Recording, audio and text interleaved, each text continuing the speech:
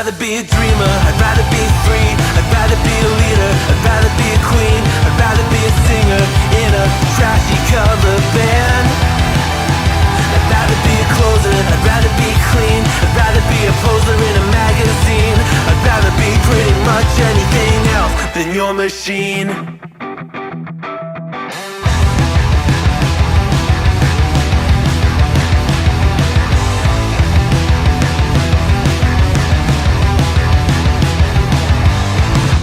Wasn't always just a single shade, a palette full of grey in reverie. And I can burn it brighter than the sun. I have a golden gun inside of me. Don't box me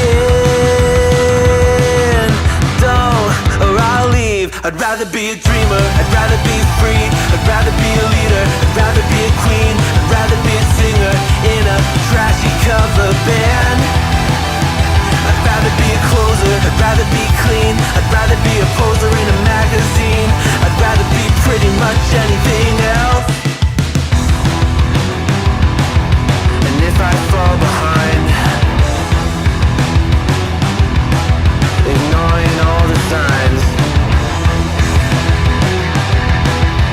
if I lose the fight, I still rage against the night. Don't box I'd rather be a dreamer, I'd rather be free, I'd rather be a leader, I'd rather be a queen, I'd rather be a singer in a trashy cover band. I'd rather be a closer, I'd rather be clean, I'd rather be a poser in a magazine, I'd rather be pretty much anything else than your machine.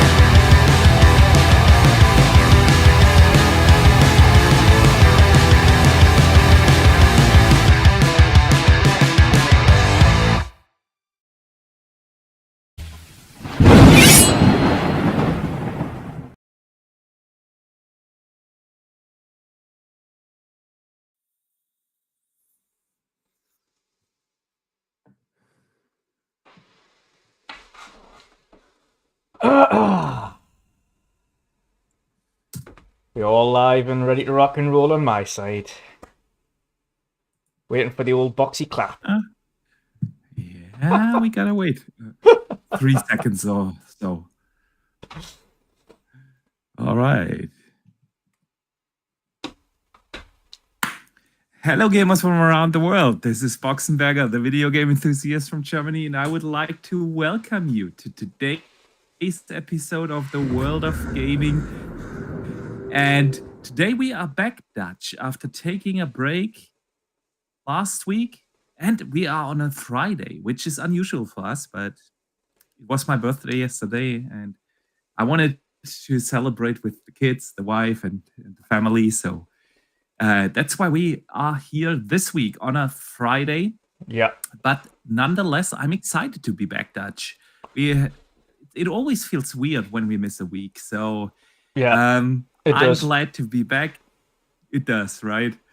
But Dutch, before I welcome you, let me welcome our awesome communities today again on both streams, right? Yes, on both streams again, yes. 2 streams, 2 podcasts for the price of 1. Isn't that convenient? Isn't that convenient? Welcome, everyone. Big welcome to everyone in the chat. Of course, a big welcome to everyone who listens after the fact, either here on YouTube or on Spotify, Apple Podcasts, Google Podcasts, wherever you're listening. Welcome to you guys. And Dutch, now officially a big welcome to you. How are you doing, my man? Yeah, I'm doing well. I'm needing a break from work, but I can't have any break from work until September. So I just have to settle for weekends, and they don't. The older you get, the quicker weekends disappear. So it doesn't even feel like you've had time off. I know the feeling. As of late, somehow the weekends are full, with family obligations and lots of festivities. And I'm not complaining, but sometimes I wish I just had a day for myself over the weekend. Yeah. But yeah, I gotta also work for another 4 weeks before I get 2 weeks off. So still ways out. But hey, summer break is very late in Germany. So Yeah. school holidays started yesterday actually here, and so it is what it is. Yep. But we're here for that. We are here to talk about games.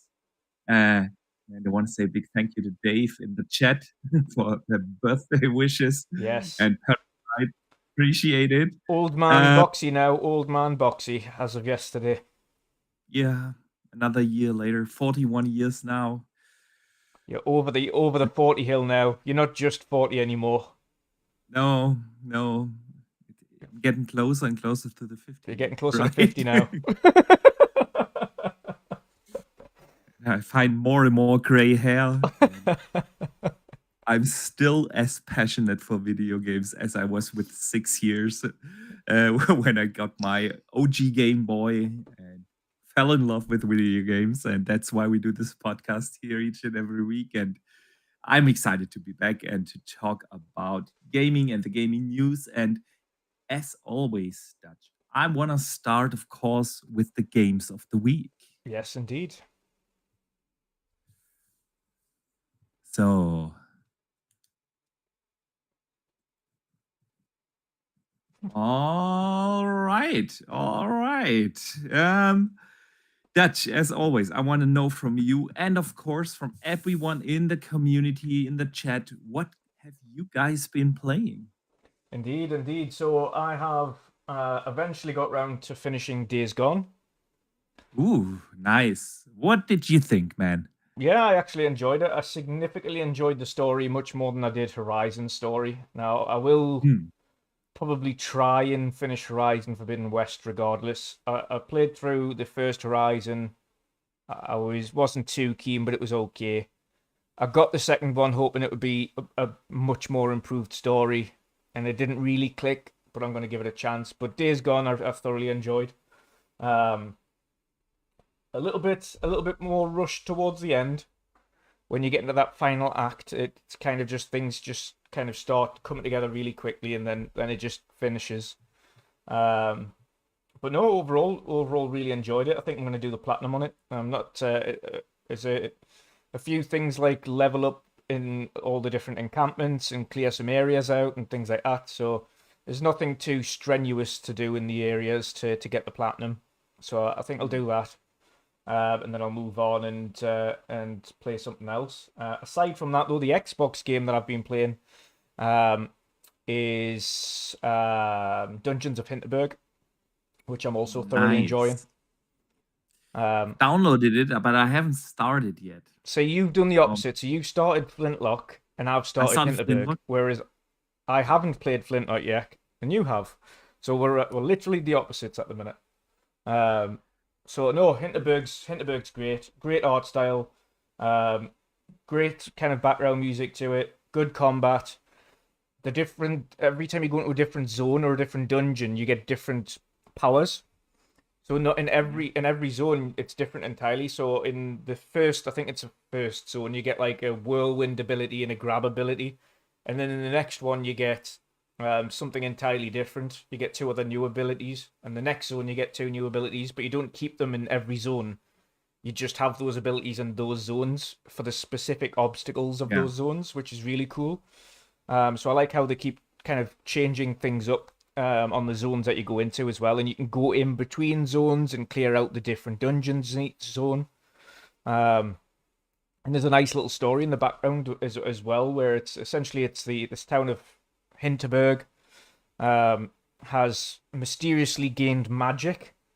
There's just this exact town. You can't get mobile or internet signal there. Magic's blocking it out.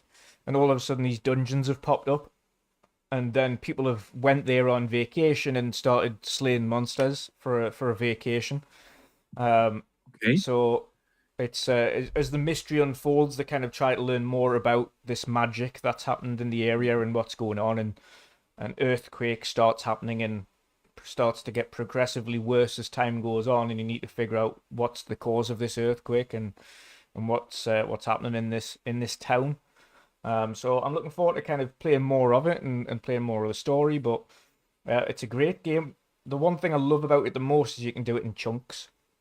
You don't have to just play loads of it at the same time. You can do a dungeon section. You can progress the story to a certain point, and then it tells you it's the end of that day. So you can just save the game, and then when you go into it, it's a whole nother day, and then the story continues, and then you go to a new dungeon, and then it does it that way. So the whole every day is a Sounds kind of a new good. beat. It's a nice way to do it. I've seen a lot of people compare it to Zelda. Would you say that's fair? I can see why they would say that with the dungeons and the puzzles. Because when you get into the dungeons, there are puzzles that would be reminiscent of Zelda, especially the newer ones. Not so much the older Zeldas, more Yeah. Tears of the Kingdom, etc., where you've got these abilities and things like that that you can move things around at, and there's like one dungeon you go into with iron cart tracks, and you kind of have to choose which way you need to put it around, and then switch it back, and then block one area and unblock another area, and open the gates here, and then get rid of these monsters, and then come back and unblock that gate, and then go around the other way to try and unblock it. So there's a lot of mechanics like that can be reminiscent of Zelda. Gotcha. But yeah, no, I can understand it a little bit for sure. Yeah, especially more the new Zelda, definitely not the old Zelda style, the new Zelda style, yeah. But a lot, Nice. I would say a lot more entertaining. I think the other Zelda thing gives you a little bit more freedom as to what you do with your techniques and how you do things.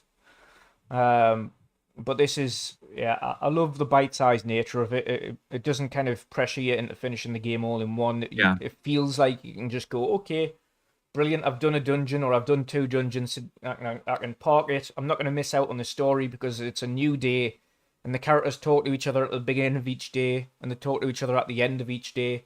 So you kind of have a little story block every day. It's like a whole new chapter every day, which is nice.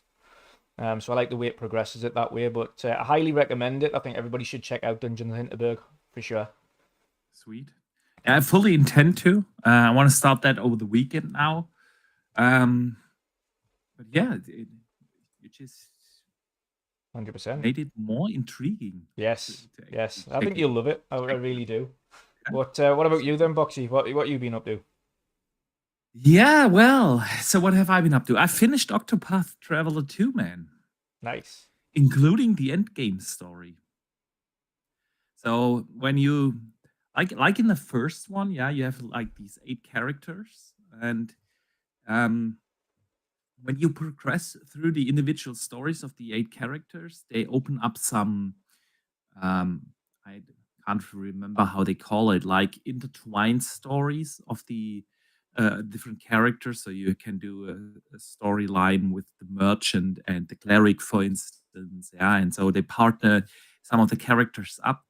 So I finished all 8 main stories of the characters. I finished all these intertwined stories, and when you do that, the game opens up like kind of an end game story that unites all of the 8 main characters' individual stories, and the game actually tells you to save before make an extra save file because you can't return Yeah. to the original world, and then the entire world transforms into something. I'm not spoiling here or anything, but yeah, and then there's multiple boss fights before you finish the final boss that you have to take on with the 8 characters, and it's like fantastic. I really enjoyed Octopath Traveler 2. It's significantly less grindy than the first one, so it took me about, I want to say 70 hours plus minus something. I would have to look it up, but I think my save file said something of 68 hours or something like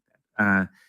But which is significantly less than it took me to beat the first one, because the first one was like grind fest. I did enjoy the first one, don't get me wrong, but you had to grind and grind and grind to level up your party, and that's significantly less in the second one, which I do appreciate, and I thoroughly enjoyed all 8 stories.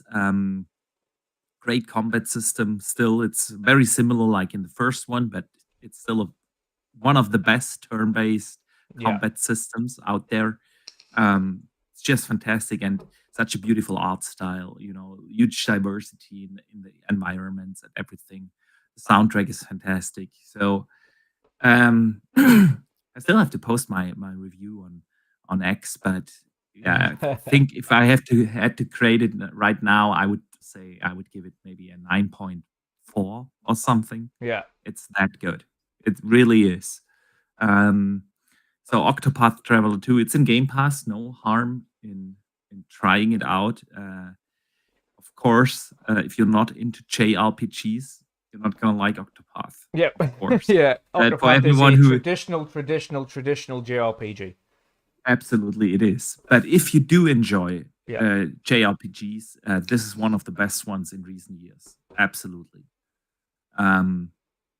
So yeah, I finished that, and then I started actually with Flintlock,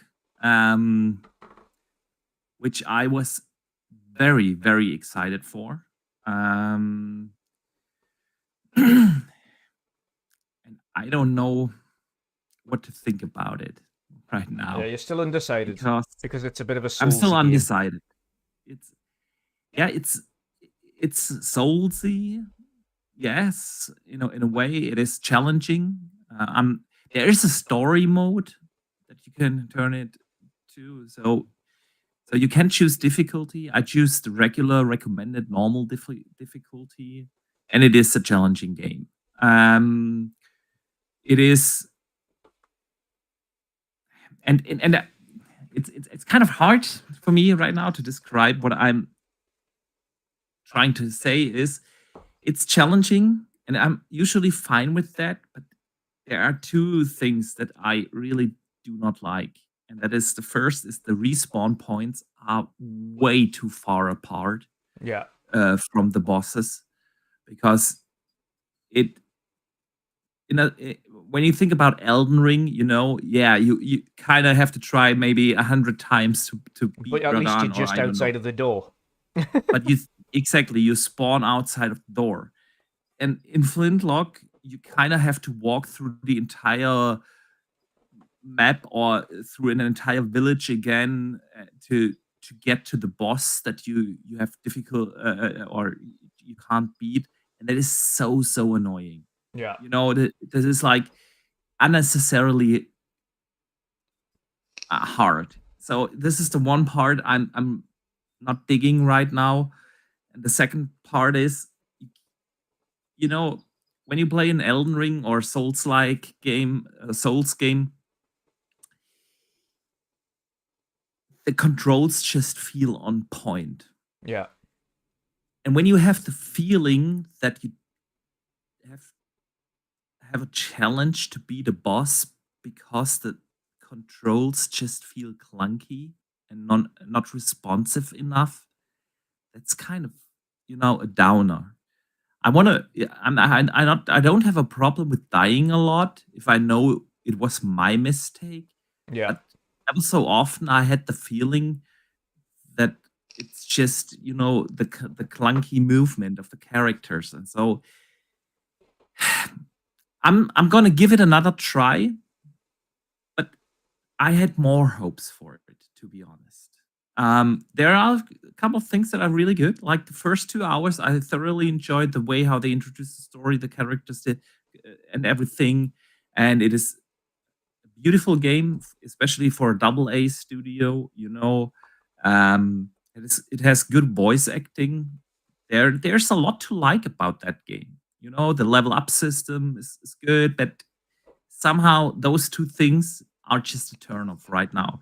And so when Modern Warfare 3 dropped into Game Pass, I started that too. I started the campaign. I'm about 3 hours or so in. I think I'm almost done with the campaign. Yeah. So yeah, that is what I have been playing. Nice. I was going to ask you as well, what is next on your list? Are you going to jump into Hinterberg next, or Hinterberg? Yes. Hinterberg, and I started 2 months ago or so ago. I started Immortals of Avium. Yes. I only played like the first 2 hours or so, and because then something else came out, and I just fell off of it. But I want to go back because the first initial hours that I played, I actually enjoyed. So I intend to fully play that as well. But yeah, Hinterberg is probably next. That's the weekend plan. Nice. Yeah.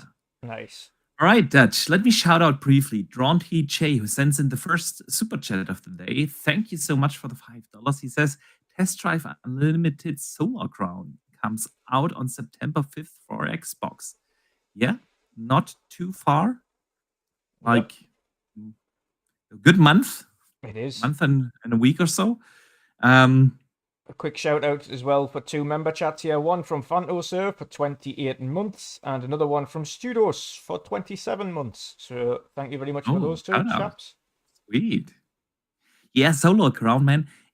I'm actually looking forward to it, but it comes out while I'm on vacation, and it comes along with basically the same week like Star Wars Outlaws. Stalker 2 got delayed. We'll talk about that a little later, but there's and Age of Mythology comes out that week. Yeah. It's gonna be tough for me to squeeze in Solar Crown at that time. But yeah. So let us see what the community has been playing. So Dave Ramos, shout out to that guy. He finished Banishers, and it looks like he enjoyed it. And it is awesome because I love Banishers. I think that's my game of the year so far. Yeah. Banishers was fantastic. You put Banishers above Final Fantasy Rebirth? Absolutely. Absolutely. I mean, don't get me wrong, Rebirth was good. Was a good game. You can't really complain about it, but there was just it didn't grab me as much as the first remake. Yeah.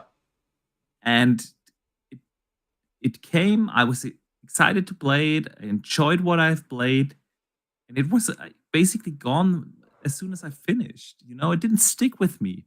But Banishers, man, that game is something else, especially because of the exceptional writing. Like it's Dave in the chat also said it's like Witcher 3 level, and I agree. It is that good. The stories told there, especially the side stories, like exceptionally well. So Banishers probably my game of the year so far. So the General C has been playing Diablo 4 and Marvel Rivals. Nice. Never go wrong with Diablo 4. Yeah. Right? Parasite finished Diablo 4 and now he's playing Avatar and the Crew Motorfest. Nice. Avatar was good, man. Nothing is super special, but a good game, worth playing. Pyro Mad has been playing for more than 300 hours now. Like a Dragon Infinite Wealth. Christ. Sweet. Sweet. Dustin Lambert is playing Ayuden Chronicles and says the game is way longer than I thought it would be. So I'm not sure if he's talking about 100 Heroes, which came out this year, or if he's playing the one from, what was it called 2 years ago? Rising. Chronicles Rising, exactly. Yeah. Both good games. Nice. Games. Man, if I think about it, this year is on fire for, turn-based. Oh, yeah. There's loads of JRPGs this year. JRPGs, it's insane this year. Absolutely. Dustin Lambert is talking about 100 Heroes. Yeah, 100 Heroes took me, I want to say 40 hours. Yeah. 35, 40 hours, something like that to beat it. It's a big game. It is. So Takeso Shinobi has been playing Dragon Age Origin and its expansions. Sweet. Nice. Preparing yourself for the next Dragon Age. Yes. I can't wait for the next Dragon Age. I know you have different thoughts, but I can't wait. All right, Dutch. Anyone in your chat? Yes. I'm gonna close my poll, by the way, and we're gonna watch some Call of Duty. We've got Studos has been playing Call of Duty, both multiplayer and Modern Warfare 3 campaign. Back from the Dead has been playing First Descendant and Fortnite. And Phantosir has been playing Tales of Arise and Grand Blue Fantasy Relink. So he's on the JRPG realm at the moment as well. I still need to try that First Descendant. I keep seeing people are really enjoying it, and I still need to jump into it and see what it's all about. Me too. And it's free to play, so I've got no excuse. Yeah, you do. You have too many other games to play. And you still haven't played Banishers, bro. No, not yet. You would love that, man. It is absolutely your game. It probably will be, yeah. It is God of War meets Tomb Raider meets A Plague's Tale. In a very unique setting, with exceptional writing, good combat, lots of diversity in the areas and everything. It's you would love Banishers, man. You have to start. I'll get on it eventually. Yeah. You always say that to my recommendation. It's in the backlog. Infamous backlog. All right. I think that's an insider probably nobody gets here. But maybe we explain it sometime. And Sin's jumped in before we start. Last one. Sin says he's been playing the Sushi Bot game. I don't know what that is. Diablo 4, Starfield, and Psychonauts 2. Some great games there. Very good games. Indeed. All right, Dutch. Let us move to the news of the week. Let's.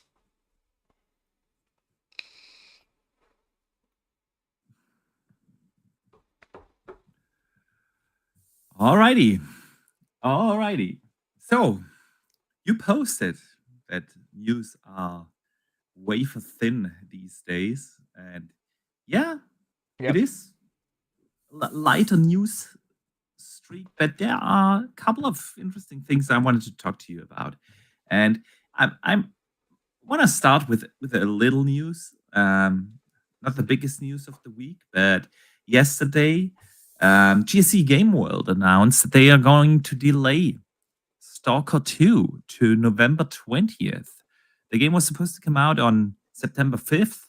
They've delayed it to polish it up to November, and obviously it's not the first delay. It's been like the fifth delay. Or at least, well, it has been probably more than 5 delays, but 5 times where they moved an actual release date they gave.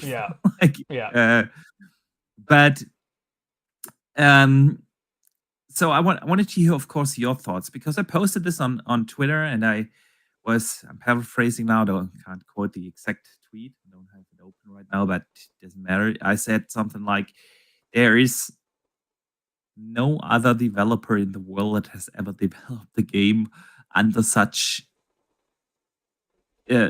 challenging circumstances. So if anyone gets through with delaying games, it's those guys, and they just shall take all the time they need. I mean, they had literally developers killed that went to war and had to move the entire studio to Poland, and it's like an insane development story for them.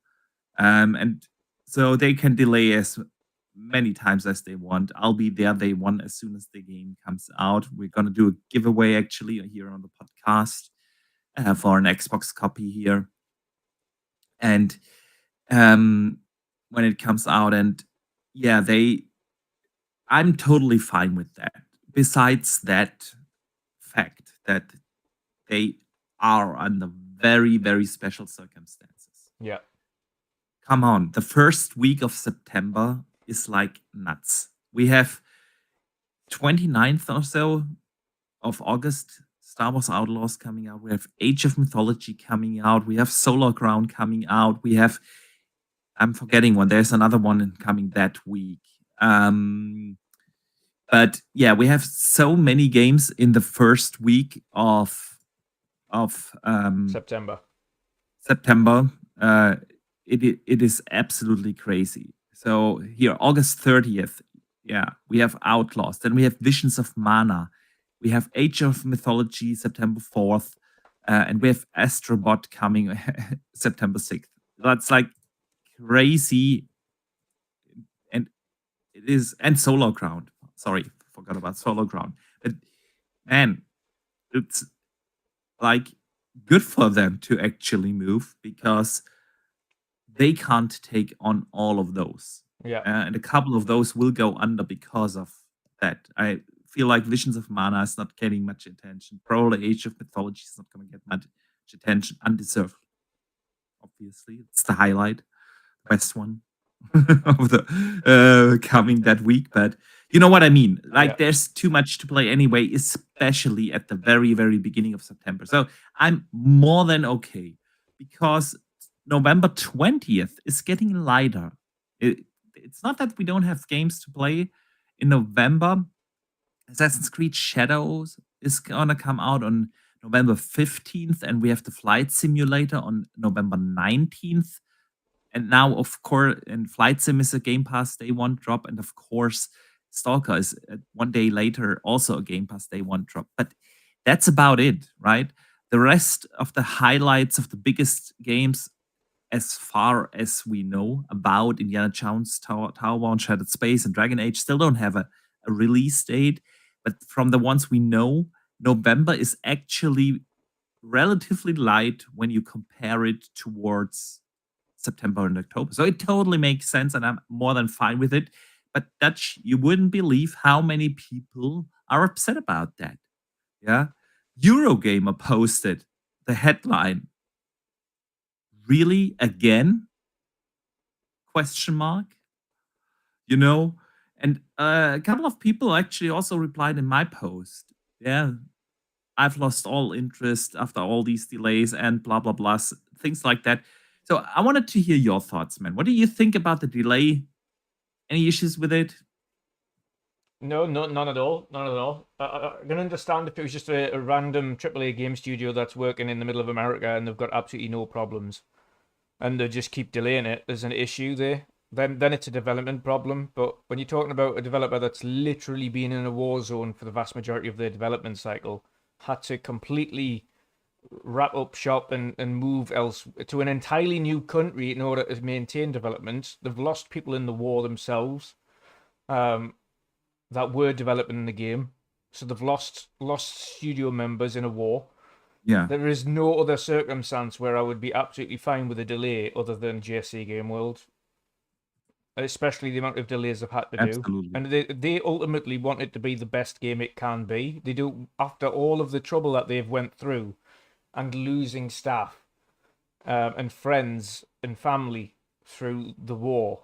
The last thing they want to do is put out a game that's going to have problems or going to be buggy or going to be not graphically up to the standards they want it to be, because they want to do the justice to the people that they've lost. So under their circumstances, we've got absolutely zero right to complain that it's been delayed again. I think it's all justifiable on their front. I can absolutely understand if it was just like I say, just a random game studio in the middle of America that has nothing other than financial pressures from the heads above or timescale pressures from the heads above. They don't have any problems. Like, they have no problems. But yeah, it's this. I've got absolutely no issue with GoesseN Game World delaying their game in order to make it the best it can be for its release. None whatsoever. Couldn't agree more. Let me briefly shout out a couple of supers that came in. Dave Ramos sends in a channel member chat for being a channel member for 37 months, which is absolutely insane. He says, Dutch, everything in Game Pass is free to play if you think about it. Everything Game Pass is what, sorry? Everything in Game Pass is free to play if you think about it. Yeah. Kind of. Kind of. Kind of. It feels like it's Yeah, feels like it's free to play. free to play, right? Yeah, but forget we've spent $12.99. Indeed. Indeed. So if you think about it, the sheer value you get out of Game Pass. Oh yeah. I play easily 25 to 30 games a year off of Game Pass. Oh, easy. Because again, it helps that we are big indie fans as well, and we play a lot of indie games. Yeah. But I can understand maybe people being a little bit like iffy on the surface if they don't play indie games, but I don't see why you wouldn't. It still baffles me to this day why people wouldn't give an indie game a chance. I agree. It's a whole nother conversation to be had. Yeah, but it's the Game Pass conversation because it's the Game Pass. Yeah. Yeah, they go, okay, here's a AAA and here's 5 indies. Here's 2 AAAs and here's 6 indies. And all people look at is where's the big game. They don't look at, oh, this looks cool. But that indie game's an indie game I've been looking forward to. They don't look at that. They just go, oh, it's not giving me lots of big AAAs. But yeah, no, it's. Oh.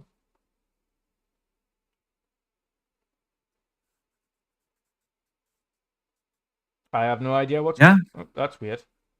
My camera's just zoned out for a second there. Huh. All right. I think you'll be back in a second. Let me shout out. So, yeah, man, I agree with the indie stuff. It's there are so many good and unique experiences in the indie space. But even if you take out the indies you could play through Game Pass, I still feel like I just finished Octopath Traveler 2, right? Yeah. And I'm not really sure why I never bought it at full price. But I wouldn't say that's an indie game, right? Might look like one, but definitely not. And like gave me an exceptional experience. Then you have tons of AA games in there that are fantastic. And even if you look at the bigger stuff, I mean, Call of Duty just dropped. You have Diablo in there that released this year. And you get all these games as well that maybe are AAA, but they've been out a year, or AA and they've been out a year, and you just haven't had a chance to get the EA stuff, for instance. Yeah, you haven't had a chance to get to them because you've been playing other things, or you've just been busy and things like that. And eventually it comes to Game Pass and you remember it and you're like, oh, okay, now I'll give it a chance. Because you've got time. True. And it happens. Again, the conversation, people complain, oh, this game's been out a while. Have you played it yet? No. So it's not to you, it's been out today because you haven't played it. It's new to you. Yeah.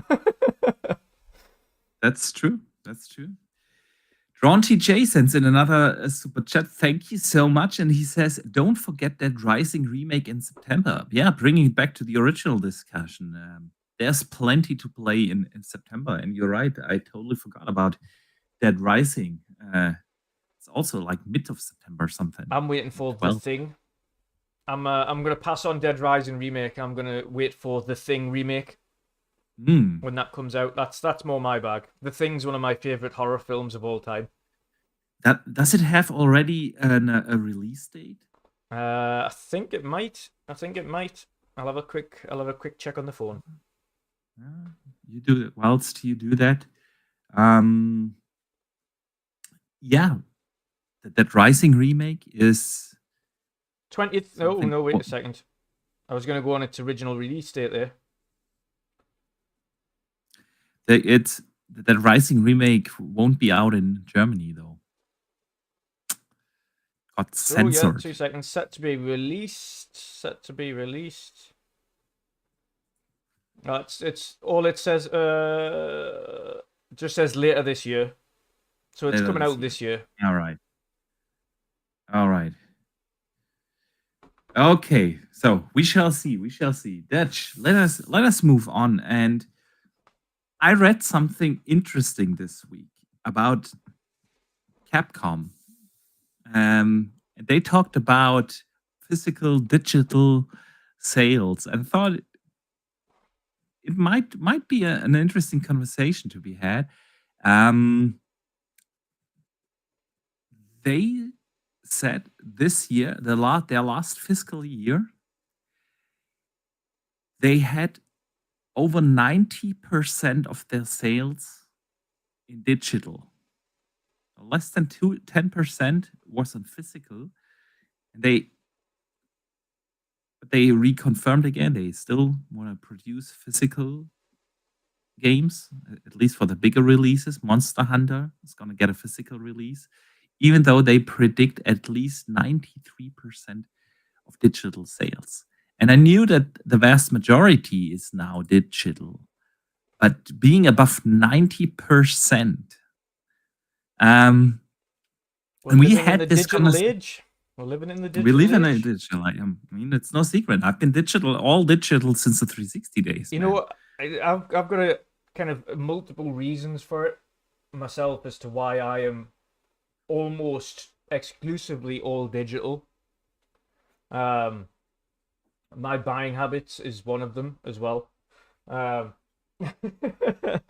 there's a reason for that. So we can see the trend is going fully all digital at some point. The market is going that way because that's what the buying patterns are. It was 70% only a couple of years back. Now, like you mentioned, Konami's 90% and only 10% physical.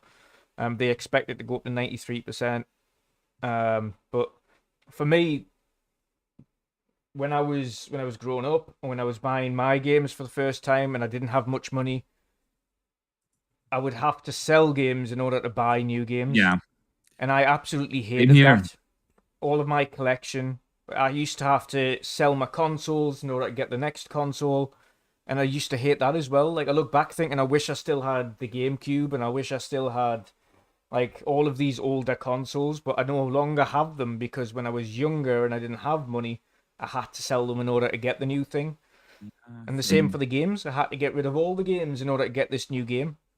And so on and so forth. And it was just a spiral. So I kind of pledged to myself when I started to be good with money and okay with money that I would never get rid of the games again. And I would build up my own collection and own my own things. And digital to me, obviously, despite the fact that at any point, if they really, really wanted to, can completely get rid of the games. Right? It's one of the things of being all digital. But that's a very slim, realistic possibility. Despite that, what it allows me to do is it stops me from selling games. If, like, I will always have my game collection now. No matter what happens, all the games that I have bought will always be there. I will never sell them if I have to sell them. I won't be forced into selling them. Whatever is there, and I can go back to them and play them whenever I like, as opposed to what I had previously. So I've got kind of a double whammy reason for it, outside of the fact that it's just far easier for me. Instead of getting up every 2 seconds and putting in a new disc and taking a disc out and putting this disc in this one and put that down and putting that in there, I can just click open. I can have 3 games running at the same time, and I can just quick resume between the 3 of them. And I don't even have to close them. I can just pause one, open up a new game, play the next game, pause that, open up the next game. The sheer convenience. I mean, that was factor. Like my first digital game, well, like AAA digital game, was on the 360, Far Cry 3. And ever since, I have not bought a disc. Through the entire Xbox One generation or PS4 generation, I didn't buy a physical disc. I actually don't even know if my disc drive on my PS5 or Xbox Series X work. I have no idea. Yeah. So, yeah, the convenience is absolutely there. And, I only know mine works because I got Crisis Core for like I like remember you £8. telling me that, yeah. Because I refused to buy it. I was thinking, this is a remaster. I hate buying remasters at like 50 or 60. Especially games that were PSP games. I was like, absolutely not. It's not a $60 game. Yeah, So I was like, I'm going to wait for it to come on sale, and it just never reduced.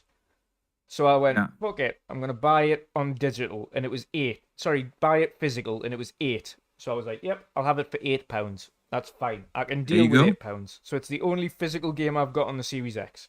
The only physical game. I think I own something around 100 games in my digital library on PlayStation and a Oh, little above 700 games on Xbox.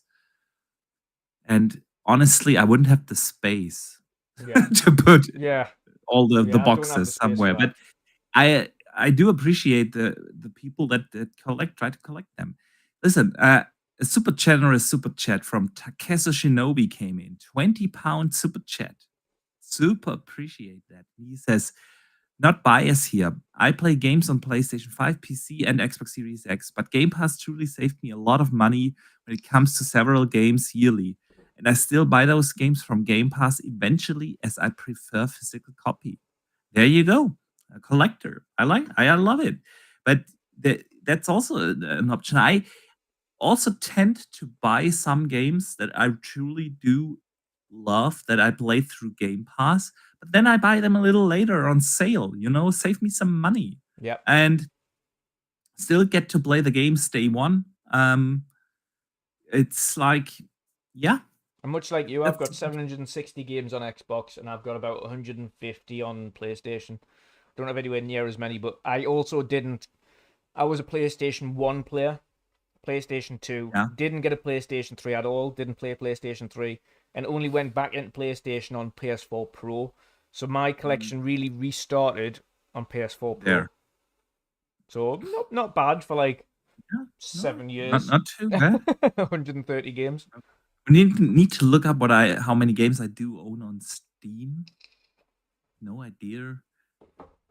And the good thing about PlayStation as well is they do a lot of first party sales all the time. And that's the one thing about PlayStation is I pretty much bought every first party game that I can find from PS4 onto PS5 generation so far that I want to own.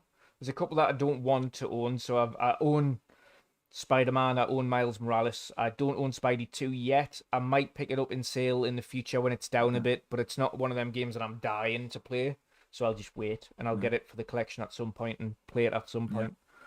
But I own the Demon Souls and I own all of them things. I own pretty much everything they've got there. I don't have Helldivers. That's like multiplayer games and things like that. I didn't buy that either. Yeah. But yeah, of course, I own basically almost every like PlayStation exclusive game and the occasional third party game. I usually buy my third parties on Xbox though. That's not a secret. Yeah, but to Takeso's point, he prefers physical copies, and I feel like with sales being above 90% now on digital, You're gonna just get digital codes in a box. Yeah, I mean that's what you literally get these days. With the deluxe editions these days and the special editions, you get codes. Yeah. Yeah, and I don't mean that, but I think like what is the disc these days? Every game of those releases still needs like the day one update and check in online and like it's literally the license on a disc. But I do get the beauty of having like a closet full of the games you can browse through. There is something to this. I just don't have the space, and I just personally prefer the convenience. Yeah, we are going definitely way more into the all digital area, and absolutely. I've said it before. The next Xbox and PlayStation, it will still support discs to some degree, but I thoroughly believe they won't come with a disk drive.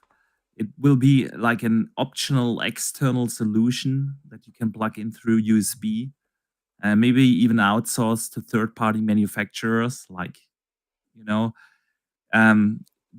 era of the disc is just coming to an end. I mean, recently Sony closed their Blu-ray, department down.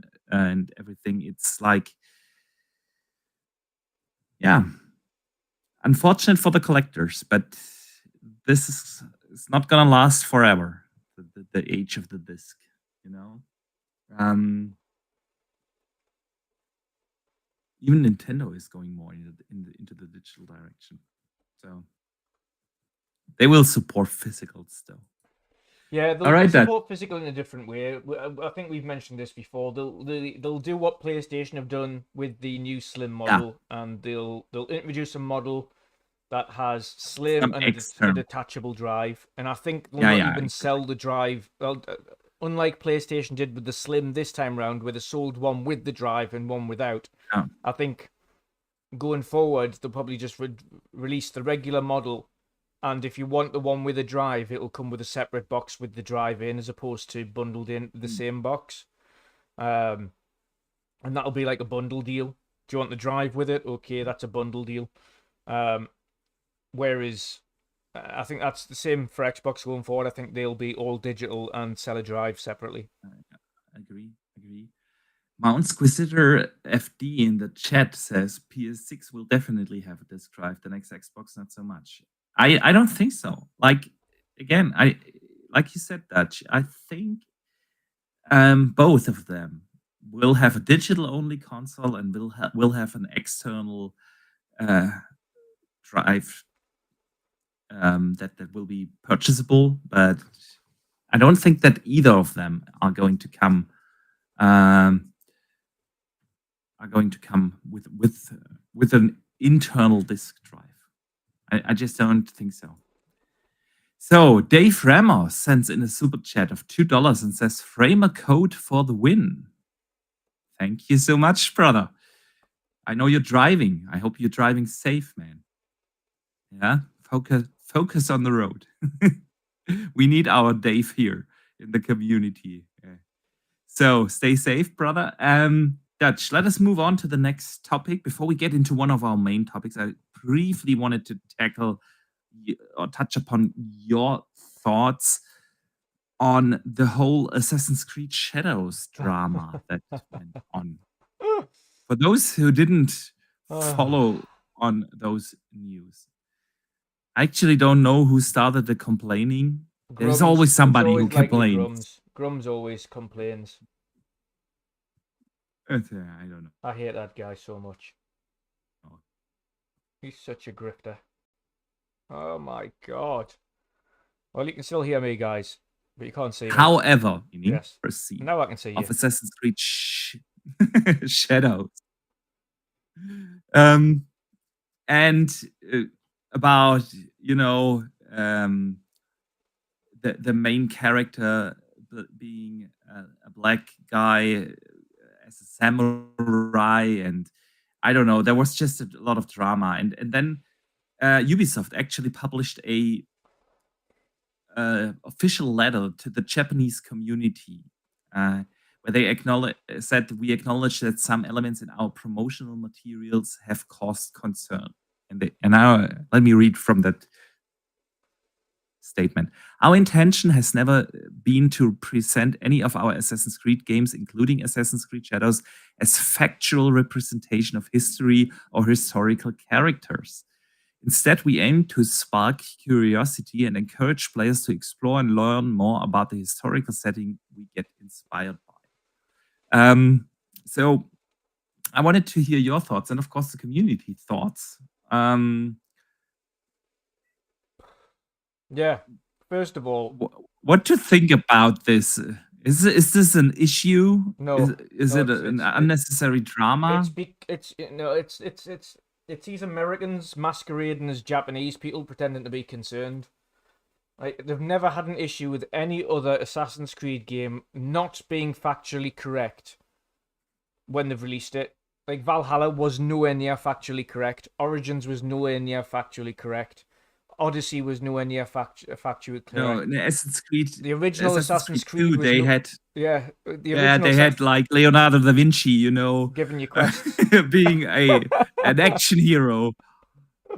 Like, none of them have ever been anywhere close to factually correct. Yes, they're based on historic areas, like in Valhalla based on historic places in the UK, but none of what they described actually came to pass. They did the Siege of Paris, which wasn't as they showed in the game. They did them going over to the New World, which wasn't as what originally transpired in history. They like there was so many things that is completely factually wild in Valhalla, but nobody gives a shit because it's Valhalla and it's the Vikings. Same can be said for Odyssey. Like that was so factually incorrect when it comes to Spartans and the Greeks. That was nowhere near factually or historically accurate. Same was for Origins and ancient Egypts and fighting these giant mythological creatures, some of which weren't even part of Egyptian mythology. And the same applies for this. They've taken slight liberties with Yasuke saying he was a samurai, but the reason they can do that is because it is a conflicting thing in Japan. There's a lot of Japanese historians that kind of acknowledge that the likelihood of him being a samurai is there. He was given a sword. He was also a sword carrier for his master. And he was kind of acknowledged as almost as such within that area. And then others kind of say, oh, yeah, but there's no definitive confirmation that he was a samurai, which casts doubt over it, which gives them the kind of room to embellish on that particular story and create that narrative that he was this samurai. And now they're not. He isn't the only person in there because they have another character that is a ninja that you can't play, which is a Japanese lady. You know what I mean? So it's just it only seems to be a problem when it's covering Asian stuff.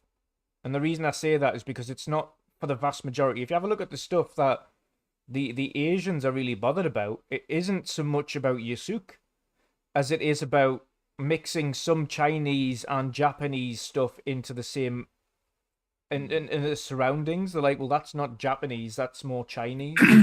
And that this area that you've created doesn't look Japanese, it looks more Chinese, and so on and so forth. Like they've got issues with other parts of the game more than they have Yasuke. There's only a very small oh God, I hate it when it does this. There's only a very you're small botting again. Yeah, back again. I don't know why it keeps doing that. There's only a very small section of the Japanese community that are actually bothered about the whole Yasuke scenario. The vast majority are kind of other things around the game, but it's Assassin's Creed. They've never ever been factually accurate, and they're gonna embellish on something. They're gonna like completely embellish on things. Like for instance, if you play Valhalla and you run around the game and you're playing the game, you are Ivor. You play the whole game as Ivor, and all of a sudden, when you go into this other world, you are now Odin. Like, sorry, what? Yeah. What? So, I'm Ivor and I'm Odin. Okay, that makes complete sense. How can I be Ivor and Odin? Not Loki or anything like this. And now this brother and like it's the same for the others. No one's ever come up and had an issue with any of the other Assassin's Creeds that have been completely factually incorrect. And just used basis of the history in order to create a narrative. But now it's such a big deal. I think it's a lot of it's just absolute blowing the trumpets. I honestly believe when it comes to the sales aspect, it'll have zero effect. We've seen the same kind of thing with everyone trying to outcry on Hogwarts Legacy. It never pans out the way these people always think it's going to pan out. They always try to create an issue and create a problem and say that they're going to boycott the game and do X, Y, and Z and have such an issue, and then it ends up being a super high selling game like Hogwarts was, which is the highest selling game of 2023. And there was such controversy around that game. But now you look at, I don't know what is happening with these cameras. It's just such an annoyance. But yeah, ultimately, I think it's Maybe just. maybe you just turn it off, man. No, it's not even that. I don't even know what's going on. Ultimately, it's a bit of a mad annoyance. Um, that the community is reacting to it is over something so trivial. Like no one in the community is an actual historian, and the historians that are reporting on Yusuk are both conflicting information. Some say there's every chance that he was a samurai, and some say every chance that he wasn't a samurai. None of them can confirm it for definite, and all Assassin's Creed Shadows has done and say we're gonna choose Yusuk and we're gonna build it around him and this other character, and Yusuk's gonna be a Yeah. samurai in this game. Like, how can you make him a samurai? That's such a dishonorable. Oh, come on. See, I think a lot of the complaints come from the whole Sweet Baby Ink thing. Yeah, Like, I can see why people think like you know checking DEI boxes in games is kind of getting out of hands at some points. And I think sometimes these conversations then get a little, mixed up. Is now what is now the actual problem with Assassin's Creed Shadows? Because it's not historically accurate, because he might be a samurai, or not. What is it? The color of his skin? Well, what is actually the problem? And I think instead of just looking forward to a setting that millions of people have been wanting in an Assassin's Creed games for many years, and now it actually looks really good. That setting, the way how they utilized it with the two different playable characters that play very different. You still have like your action-based combat around your Suke and what was her name again? I forgot. no idea. Blanking on. This is the whole problem. No one remembers the fact that there's a Japanese ninja right beside him. Yeah, Because Japanese everyone's too ninja. bothered complaining about. But with them, with her character and play style, it's way more like the OG Assassin's Creed game, focused more on stealth and things. Like mixing those things together is what I'm looking forward to. And I just try not to get caught up in all this DEI conversations, because, like, honestly, in a year or two, we will not remember the DEI conversation, but a fantastic game that we've played. Yeah. And so I'm not really sure what's the complaint actually. Is it a historical accuracy? Is it that? What is it actually? So I'm just looking forward to a good game. Yep. And I not be bothered about the side noise too much. So yeah, but let us get to one of our main topics of the day, and that is Xbox marketing again. Yeah. We have talked about this before. But something, and since we are a Europe-based podcast, Yes. yeah, We have definitely got the highest way of talking about this because we are European based. we are definitely. I wanted to bring that topic up because, like, I posted about this also on Twitter, and it kind of went viral, and I got like 200,000 impressions and thousands of comments, and like it was crazy, man. Blew up.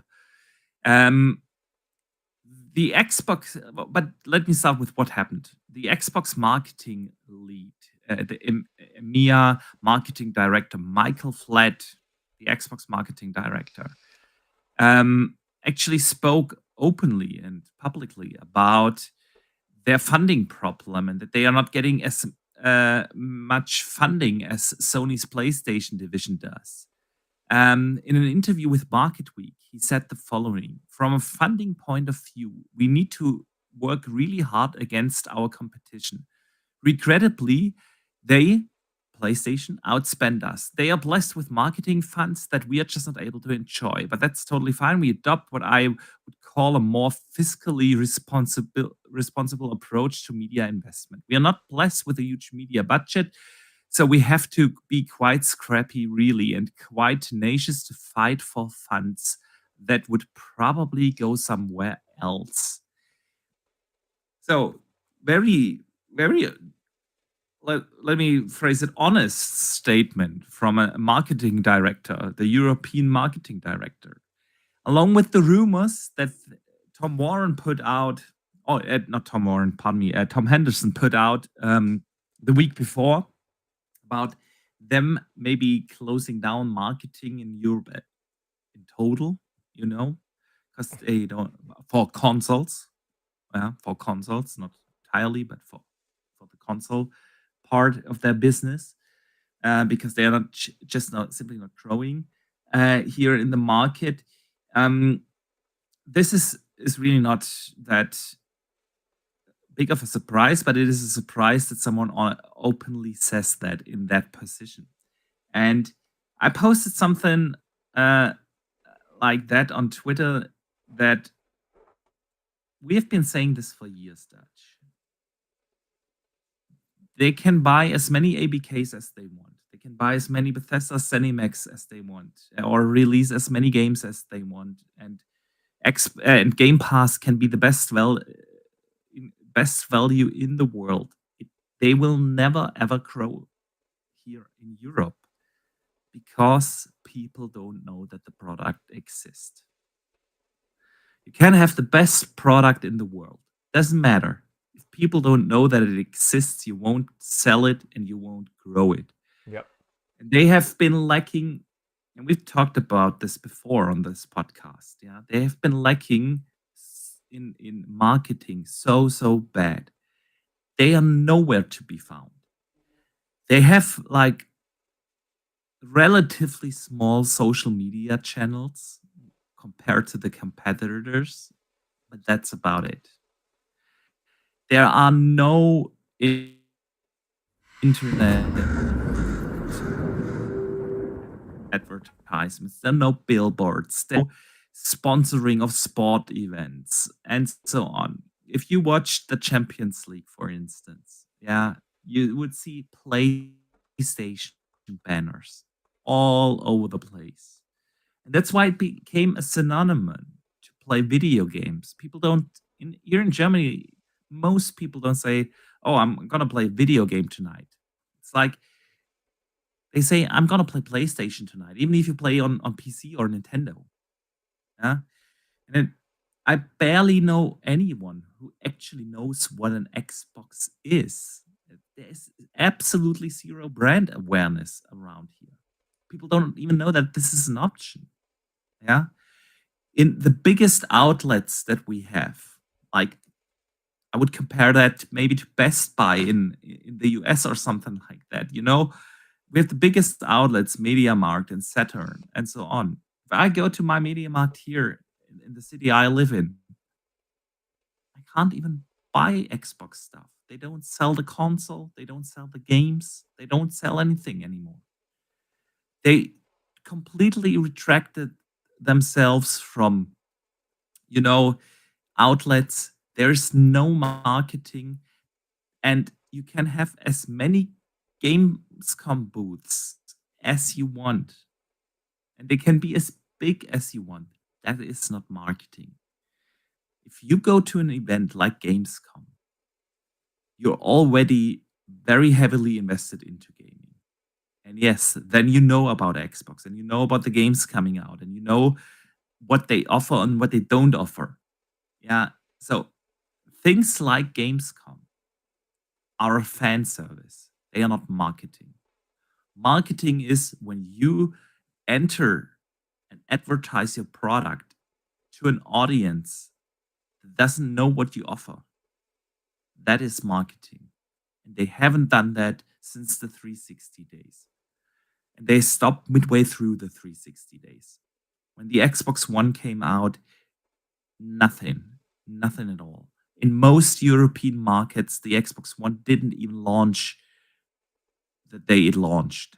Like Yeah. in the Netherlands, our friends here from the Netherlands, yeah, they had to wait 2 years Or drive into to the Germany. Xbox One generation, or drive to Germany. Germany was one of the very few European countries where the console actually launched, you know? And at the same time, Xbox complains about, oh man, the console market isn't growing. It's not growing. We don't stand the chance against our competition. And for the first time in a very long time, they are actually now in a position to compete against PlayStation. If you look at the roadmap of games that come out, you know, they don't have to hide anymore from PlayStation. It's not like Xbox has no games anymore. We have a fantastic roadmap. We had just 2 months ago the fantastic Hellblade 2.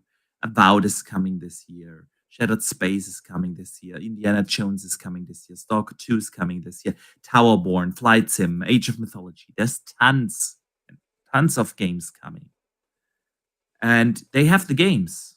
And they offer the best value in gaming. We just talked about Gamepass and the insane value that it provides. They have a chance to compete, but they absolutely fail to transfer that into the market because there are absolutely no marketing. There are absolutely no supporting of video game media. I've told you that story before, Dutch. When Halo Infinite came out, the biggest German YouTuber who has over 6 million subs didn't get a review copy. Like, why? Yeah. And then you wonder that the headlines are not pro Xbox. Probably tons of the media people don't even know what Xbox is, what they offer, what they do well, what they don't do well. Yeah. It's just like we are caught in such a market environment, and that's where the brand becomes irrelevant. And it's not because the product isn't good. It is simply because they can't transfer the message of, hey, we are here. We offer fantastic value with Game Pass. We have plenty of games coming with our 30 plus studios. And not even Call of Duty is going to change that because nobody will know it is in Game Pass. Nobody will know what Game Pass is or what Xbox is. And that's just the hard reality that they face here in Europe. And so when they talk about we are not growing and the console space isn't growing and all that stuff, there is no reason why Xbox shouldn't be able to sell 100 million plus units per generation, like their competitors do. Sony and Nintendo do sell usually above 100 million consoles per generation. And I know it's not about the console sales per se, but the console sales generate you an install base, And now the marketing, bringing it back to my original point, I'm trying to wrap up my rant here. Before I start mine. Before you start yours. I want to hear, of course, the thoughts of the community. But now the marketing the market head of marketing here in Europe simply comes out, we don't have the funding. We don't care. Xbox, Microsoft doesn't care for marketing. And so I'll stand by that statement. It will never, ever help them to buy ABK and Gamepass, ABK, Bethesda, and even more studios and acquisitions, or make Game Pass an even better value, or by adding now ABK games, Call of Duty and whatnot to it. Yeah, people don't know it exists, and that's the pure fact why it will not sell. Yeah, and yes, it is about software sales, and you can do that on Steam, and you can do that on PlayStation, but I don't want to sound too doom and gloom, but of course, them exiting, supposedly, rumoredly exiting marketing at all in the console space and only focus on PC marketing across Europe is somewhat concerning to me, because it brings up the question: when are we going back to what they did during the Xbox One generation and really not support the European market? Are my friends from the Netherlands, France, and Spain gonna get the next Xbox console day one, or will they have to wait another 2 years? Yeah. Will they ever try to fix all their localization problems that they have, that Sony and Nintendo simply do better, way better?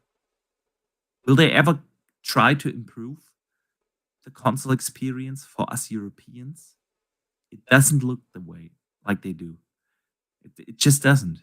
And of course, being a console fan, an Xbox fan as well, but I love consoles. I love my Nintendo. I love my PlayStation. And I love my Xbox console.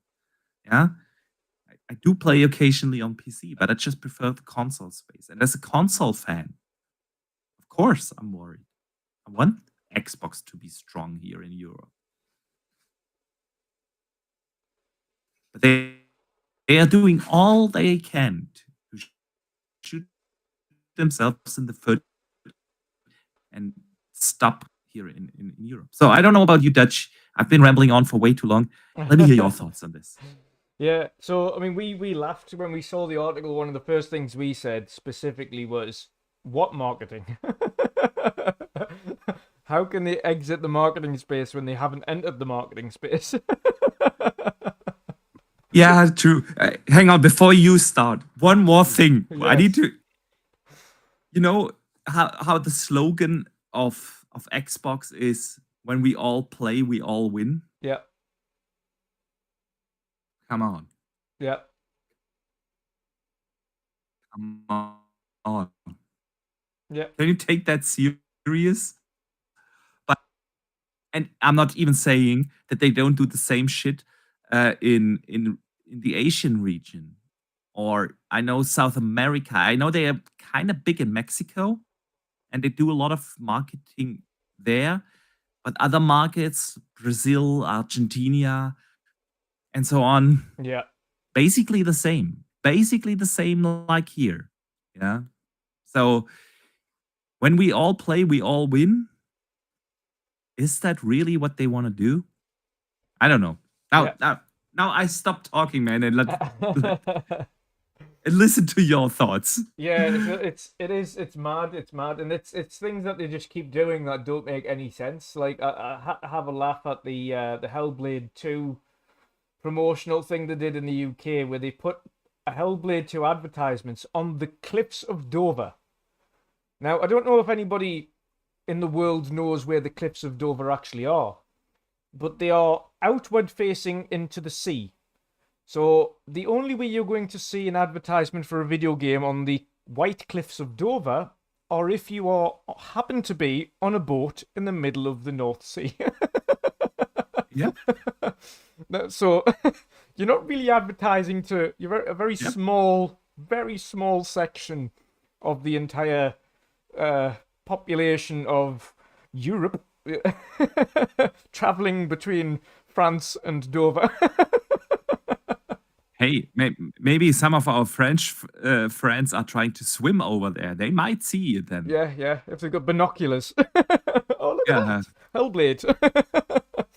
It's such a strange place to do advertisements. Whereas, counter that, in the middle of London or in the middle of random cities around the world for launches of PlayStation games, you've got a giant axe for Kratos just lodged in the ground in a random city, and makes people think, what is that? I want to know more about why this giant axe is standing in the floor. Or there's a giant lorry that's held up by spider webs for the launch of Spider-Man in the middle of New York.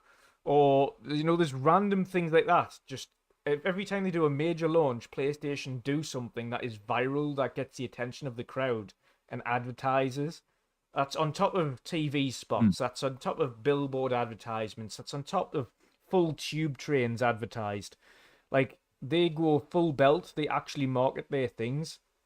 And the problem here for me isn't specifically an Xbox problem, because, and I've said this in our chats, The problem Xbox have is that they're owned by Microsoft. On a marketing front, Microsoft absolutely and never have known how to market outside of the shareholder. Microsoft have only ever had to market to the shareholder or to the investor. all their consumer products. Yeah. Like they do quite a good. They have quite a good sales department, for business partners and Yeah, so really on. good business or trade. But consumer Consumer's terrible. products. Yeah, I mean, look consumer at the front. Windows Phone, Yeah. and even now the I say, you know what it Surface. is. I also say that's exactly the reason why the Windows Phone failed. It wasn't Yeah. because it wasn't a good phone. It was because they just didn't fucking advertise it. Yeah. Nobody knew Yeah. it existed or what it was capable of. They didn't push it out and do like if you see every major phone manufacturer, they do these massive unveilings and then they're all over the TV. Like it's notorious now that Apple and Samsung are always taking the mick out of each other on their adverts. They're always like subtle digs at each other. And Samsung and Apple have done that for years. They've just had subtle digs at each other, like our phone's better than your phone, or my camera's Yeah. better than your camera. Like that's the kind of advertisement they do, and it's big. The reason the marketing didn't work for the Windows Phone is because they just didn't advertise it, and it's exactly the same for Xbox. Because they're owned by Microsoft, Microsoft simply do not understand the importance of consumer marketing, and they don't understand the value of what that's worth in order to drive more sales through effective consumer marketing techniques. And it's baffling. It's the one of the biggest companies in the world. Now it obviously used to be Apple and Microsoft, and now Nvidia's just skyrocketed to the top. But like top 3 company in the world, and they simply refuse to spend the money to advertise effectively, which is baffling. It makes no sense. You want something to be successful, you have to tell everybody about it. How are you going to tell everybody about it? You advertise. How do you advertise? When it comes to things like video games, etc., you can't just do your standard advertisements. You've got to be a little bit more viral about it. You've got to do things cunningly, like PlayStation do, giant hammers in random places, or axes, or giant like trains covered in things, or giant Spider-Man somewhere. You've got to do things that catch the eye, and Microsoft don't. You'd be lucky if you see like this. They sponsor a random MLS football team. They got one random thing like on the Sphere in Las Vegas, like. Who in Europe's going to see something in the Sphere in Las Vegas unless they see it online, which is next to nobody? Like, that's not effective marketing. Paying hundreds of thousands, if not millions, to get a 30-second ad on a Sphere in Vegas is not effective marketing. It was great for a one-off, but it didn't do anything. That's not driving any consumer sales. I guarantee there was no cross-selling from that. It doesn't make any sense. Like me and you work in 2 different businesses that are very much require you to advertise to the consumer. Very much so. And if you didn't advertise what you did to your consumer, nothing would happen. You wouldn't ship as what you needed to ship. And if we didn't advertise what we could do as a service and how we stand out from the opposite, we wouldn't get anywhere. Like nothing would happen. We have to be really down people's throats with advertisement in order to sell products.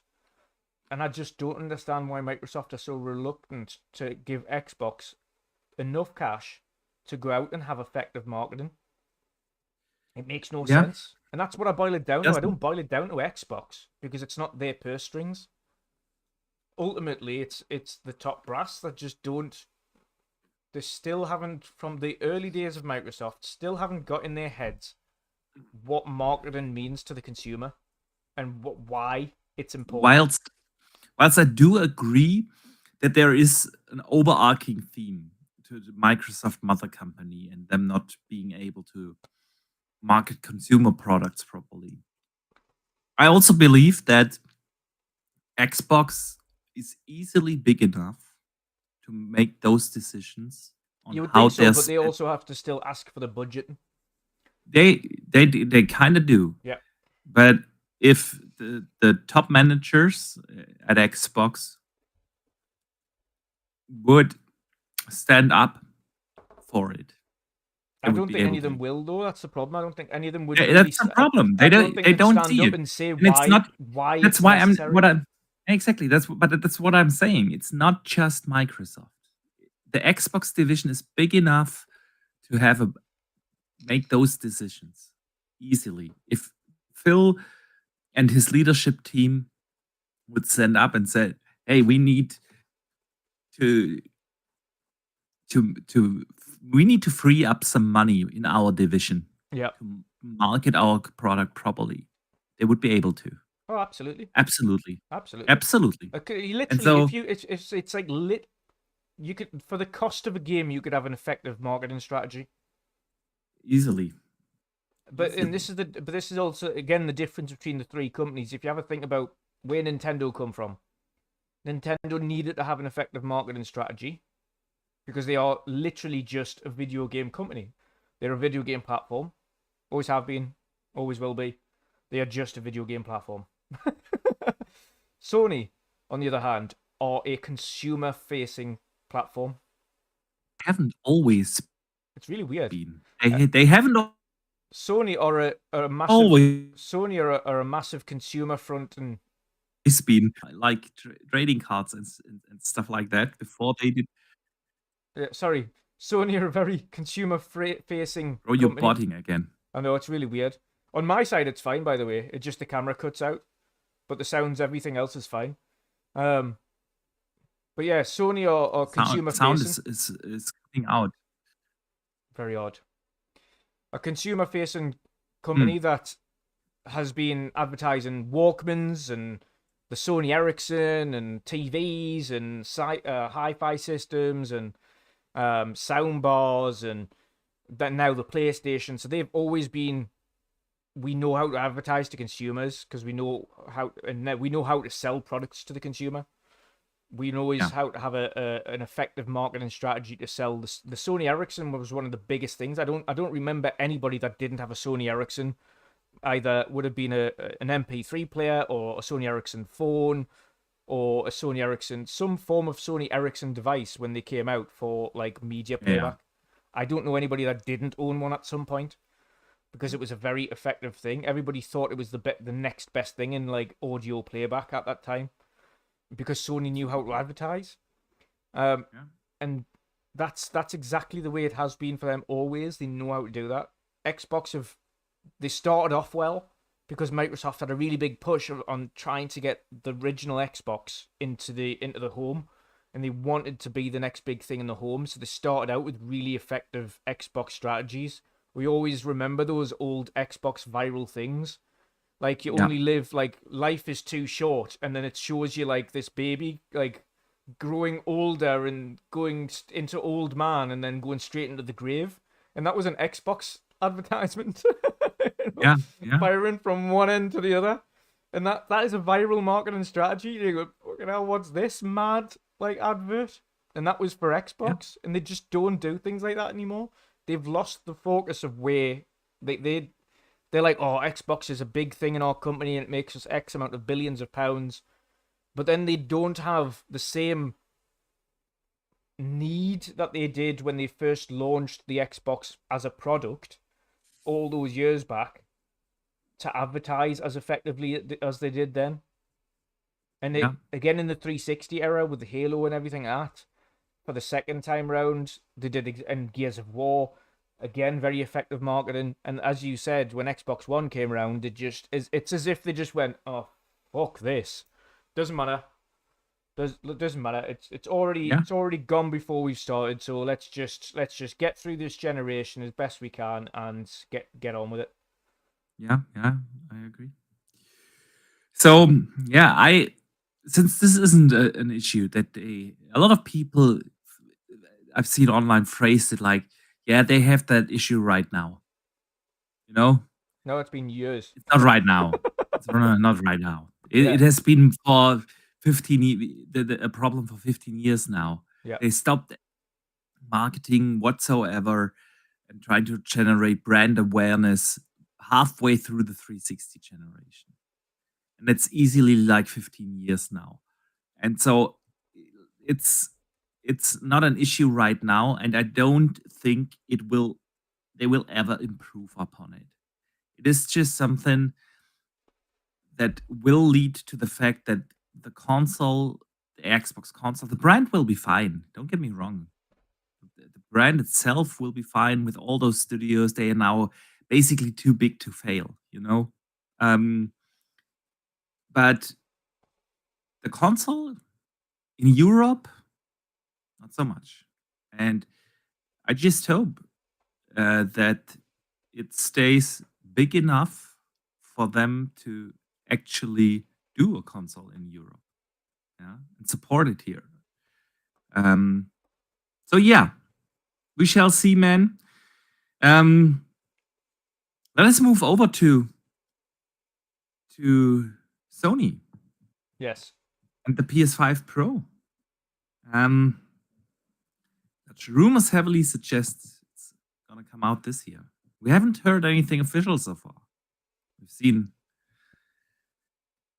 lots of insiders leaking specs, talking about things they heard, and so on. This week, two things actually happened. Another insiders came out, of course, and talked about, yeah, it's still on track for 2024. Even don't have a release date or an announcement or anything, any official information. But then some data miners also found in No Man's Sky's latest update some PlayStation 5 Pro specifications for PS5 Pro mode, suggesting, okay, that thing actually really is real, yeah. And so I wanted to talk to you about that. Is the PS5 Pro still coming out this year? And when will we hear about it?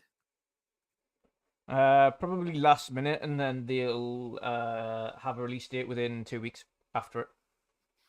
You think so? Yeah, it'll be like a really last minute rush thing. Interesting. What makes you think that? The way PlayStation's been doing things, especially the way that we've been doing in certain circumstances, PlayStation's usually really good, I believe it or not. But if you have a think up to the launch, we mentioned the marketing strategy, and they had some great viral marketing for God of War Ragnarok, but when you were just before release, for instance, they didn't even celebrate the release. They just put out a little article saying like God of War's released. They didn't. I was like, all right, okay, Yeah. like, because that's the release date. I thought you would do like some big fancy kind of developer direct thing for, and they were like, nope, no, this is the release date for God of War Ragnarok. Like a little article. I was like, well, that's underwhelming. I thought you'd really go for it. And even ever since then, they haven't really. It's been a very strange one from Sony. I think they know how to do viral marketing, but they've completely forgot how to talk to the community. It's a really backward situation. Microsoft's the opposite. Microsoft know how to talk to the community, but can't viral market. Sony can viral market, but have absolutely zero idea on how to talk to the community or unveil things now. Like, Yeah. even if you have a look at like the peripherals, when they're advertising some of the peripherals, like the PSVR 2, which is now ultimately dead. It is now completely dead.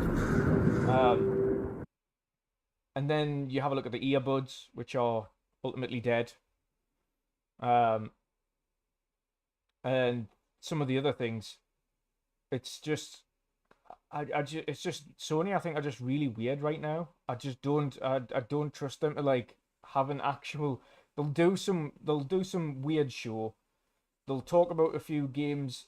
I think they'll talk about a few games that are getting PS5 Pro enhancements. And then you'll get a release date that's like within a few weeks of when they announced it. With a price. The pre-orders will go up almost immediately. And yeah, that'll be it. I really don't think they'll make a big deal about it. I think they'll just do it. But you believe it's still coming out this year? I don't even know. See, because I think it's still I'm coming, but really I don't torn think on it's, I this. don't think it's. I'm not sure whether or not it actually makes this year. I think it could squeeze into the beginning of next year. But I think they Yeah, wanted to make this year to try and make the Christmas period, the holidays. I mean, it kind of would make sense for them because they know that the Switch 2 is probably going to come out next year, and it's absolutely going to dominate 2025 Christmas sales, right? So, and I know on the console sale side, they don't see Xbox as any competition. They don't really care what they do with their hardware next year. But with Nintendo, that's a different thing. And 25 is the Christmas sales are going to be dominated by the Switch 2. Yeah, there's no doubt about that. But so it would absolutely make sense from that point of view for them to still release it this year and have it ready for the holiday season in 2024. On the other hand, Sony really tried to launch all their consoles along with games. They did it with the PS3, with the PS4, the PS4 Pro, with the PS5. They actually launched their consoles along with games, and they don't have any this year. Yeah, yeah, I know they have Concord coming. Yeah, but let's face it, that game is dead on arrival. Yeah. Right. Yeah, I mean, I know And there's a certain subsection of people are enjoying it, but the stats from an open beta, by the way, where anybody can play it on both PlayStation and on PC, have been so dire. Like you're talking 3,000 in an open beta is absolutely horrific. It absolutely is. It absolutely is. And so Concord isn't like your launch game for a console. So, and they obviously struggle to release or have the games that people actually want. You know, the next Naughty Dog game, the next Bend game, Ghost of Tsushima 2, you know, whatever. These kind of games, the next Santa Monica game, Cory Barlog's game, right? Who has not been working on God of War 2 because God of War Ragnarok, I mean, because he's working on something else. Those games aren't ready for it this year. Nope. They simply are not. And so, are they maybe intentionally kind of holding off to have something along one of their bigger first party games and then release it next year along with the game? But they've Whatever already it might said though be. that they kind of expect to have a pretty dry year next year. That's the thing. That's the other thing. That's why what I'm saying. I'm torn. I'm not sure when to expect it. There are I can arguments imagine they to be just made. bundle. You know what it is? I can imagine they just bundle it with like Astrobot, or and then and Concord, or like one of the newer releases, or maybe get some kind of, I don't know, convince Square Enix to do a PS5 Pro enhancement of Rebirth or something along those lines. They're gonna get. That's a possibility. Also for, I don't know, some of the Ubisoft games, for Yeah. instance, or Dragon Age, having like, and I fully expect those bigger publishers to release a dedicated PS5 Pro mode or version or whatever you want to call it. You know, you could try to do that. You know, Xbox would do that. They launched the Series X without any releases. They launched the Xbox One X without any major games along with it. They would be up for that, but PlayStation usually doesn't do that. Yeah. Then on the other hand, it's July. There's plenty of time to announce it. The times are different in a year 2024. You don't have to announce things months and months ahead. Yeah. I think the 2 weeks you mentioned are maybe a little bit early. But if you remember, the PS4 Pro announced in September, launched the holiday season, Yeah. then in November. You know, I could see something like that. Summer break in most countries, you know. They keep quiet until September. After the Gamescom hype is gone, and then just come out in September and announce it. So, but I could also see them move it into next year to have something bigger than an Astrobot ready to launch along with the console. So I could see both sides of things. There's an argument to be made for both possibilities there. Yeah. So, Absolutely. yeah, man. We shall see. We shall see. All right, Dutch. I've got a couple of super chats here before with we get that- into the end of the show. Oh yeah. Dave Ramos with a Yeah. $5 super chat. He says COD is the 4th biggest gaming franchise of all time, behind Mario, Tetris, and Pokemon, and Minecraft, and Fortnite, and Roblox. It's coming to Game Pass, and nobody knows. That's unacceptable.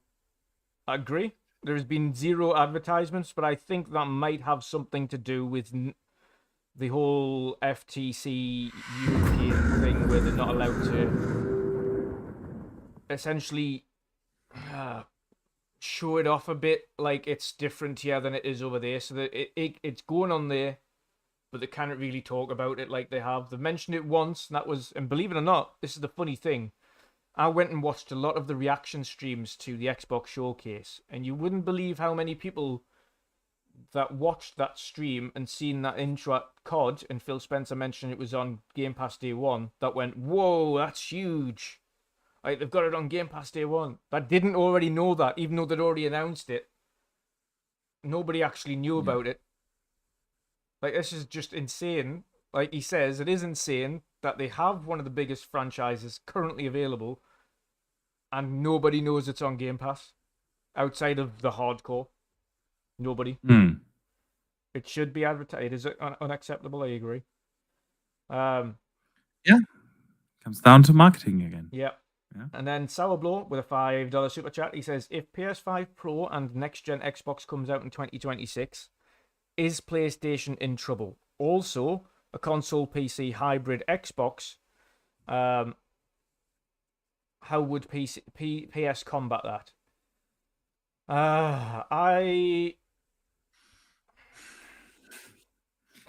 Again, it really depends on what market you're looking at. Yeah.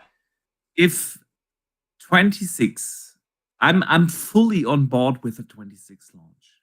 I think as good as the Series X is, there are two major arguments for me to say 26 is a fantastic date. First, 8-year console cycles are simply too long. They simply are. No other tech product has such a long life cycle, let alone a gaming device that is supposed to run state-of-the-art games. And 6 years even feels too long, to be honest. Yeah. So 26 totally makes sense from that point of view. I also think it is a smart move to start the next gen earlier, because the Series generation just didn't do what it was supposed to do for Microsoft. It was supposed to be their big generation where they finally have the games, and where they finally can leverage the great value that Game Pass is, and leverage the unification of the ecosystem, with cloud and PC and console, and it being a seamless transition to go from one device to the next thing. But if you look at the harsh reality, they kind of screwed that up, right? They launched the console without any games. They had 2 major releases in 21. Then a year after the console came out, they had Forza and Halo. And then they had 18 months of nothing, just to release a Redfall. And then they had like a Starfield. Yes, cool. But that's about it until 3.5 years into the generation. They had a Halo, a Forza, and a Starfield in 3.5 years. And, well, actually 2 Forzas, but the games weren't there. The games were not there. So the value of Game Pass didn't stand out. They had problems kicking off this generation with a lot of performance issues, and it just didn't do it. And now they are at this point where they were supposed to be at the beginning of this gen, with a steady cadence of quality games coming out.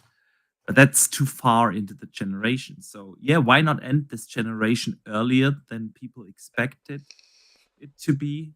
Yeah, 26 totally makes sense. Yeah. But does it with put regards them to ahead of PlayStation? Yeah. That was the actual question, right? Sorry, I rambled on. No, it's all right. It's that was the Xbox. It really depends on the market. Yeah, it does. And if they do a hybrid console, that's I would be absolutely. Yeah, I also don't think it matters what Xbox release, because again, even if Xbox release a next gen console and PS5 Pro comes out, everyone's still going to get the PS5 Pro because nobody knows the console exists. Especially if they're going to ditch marketing entirely in Europe for Xbox console marketing, then it can be the most powerful thing since sliced bread, like we've mentioned before. It could be the next big thing. But if nobody knows it's there, they're going to just buy the PS5 Pro. And I don't think PlayStation would try to combat the console PC hybrid thing for Xbox either. I don't think it would make a difference. And I don't think they need to. I think, but what they are doing is they're both looking into handhelds. And I think that's a race that could be interesting. Absolutely. Xbox releasing their handheld, and PlayStation are actually looking at a version of their actual handheld, not this Q-Lite remote play thing. They're both looking at actual handhelds again, so that'll be an interesting feature when that launches. Absolutely, but again, if people don't know it exists, it always comes down to the same thing. They have the potential. Everything's there. They've got a great ecosystem. They got great games. They got great value with Game Pass. It's all there. And it won't matter if they release it in 26, 28, or whenever, if they have a handheld, if they have a hybrid console, which all sounds amazing. Yeah. But people won't know it exists. Yeah. So looking at certain markets, if you look at the US market, absolutely. I could easily see them out to PlayStation. Yeah, sure. But everywhere else, not so much. Yeah. Not with this strategy. Not with the strategy that they had for the last 15 years. So, yeah. All right, Dutch. Let us get to the final segment of our show, the community questions.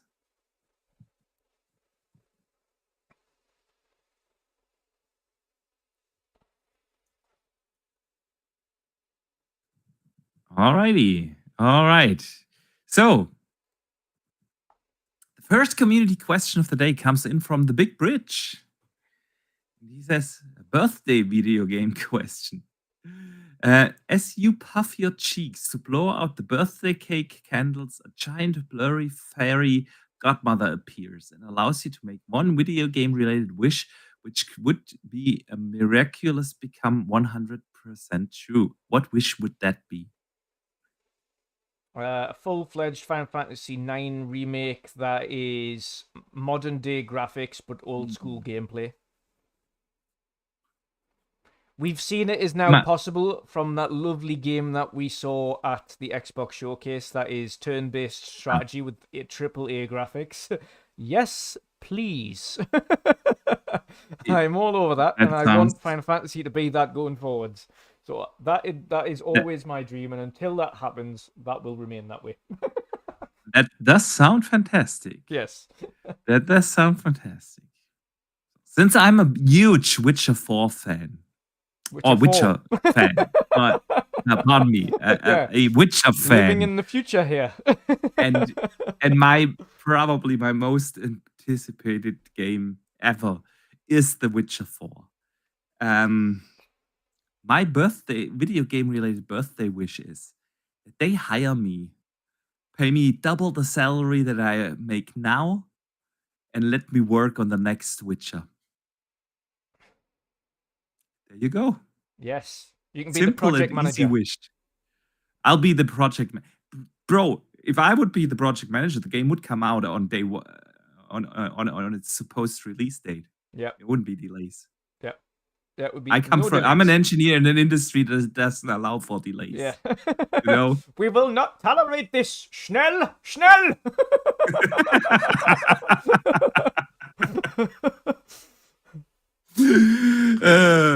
Right. Sith Lord writes in. I hope you have a happy birthday. Thank you, man. Thank you. I had.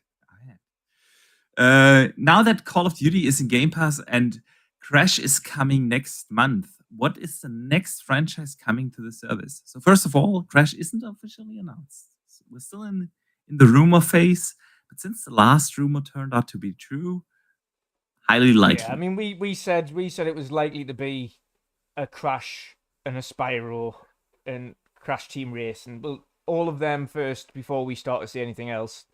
Surprisingly, we got Modern Warfare 3 first.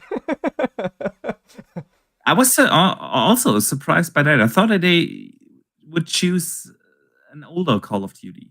Yeah. You know?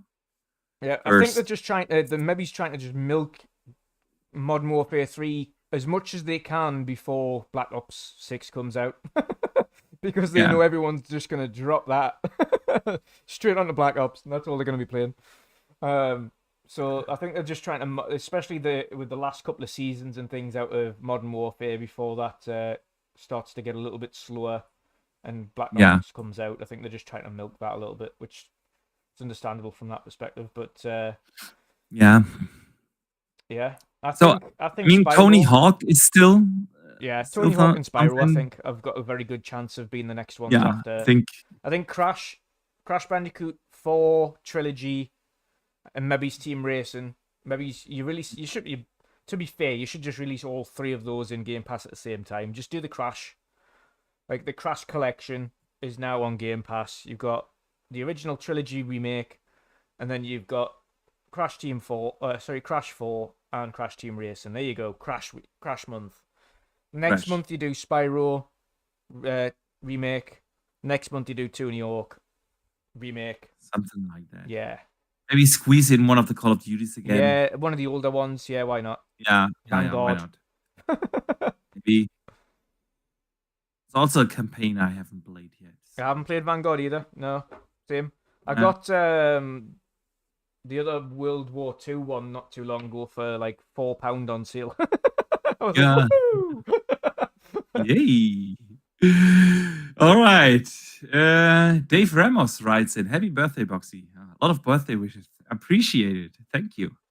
In a future where half of gamers are using cloud and half are using dedicated local hardware, PC, console, handhelds, whatever, what cloud gaming feature would you want to see that would allow you to consider making cloud streaming part of your gaming hobby?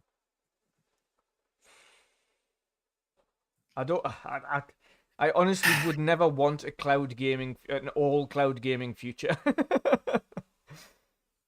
I just wouldn't. It would have to be like beyond Nvidia's highest bracket and significantly cheaper.